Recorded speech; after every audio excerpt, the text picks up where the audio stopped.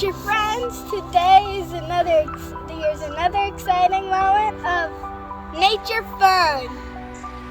And here we are in Kabilka, Poland, in a forest, and we have a walla bird here. You see, it already built its nest. It already laid its egg. Let me see the egg. And Nature is we beautiful. took the bucket and we're recycling. We found the bucket in the forest outside, like it said, outside materials.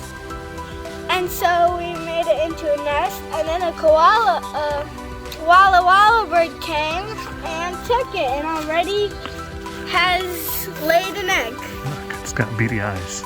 It's got very beady eyes.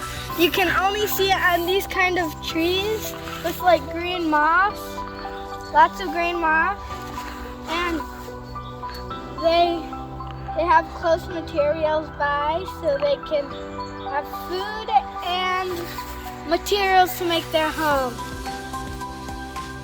And so that's it for today.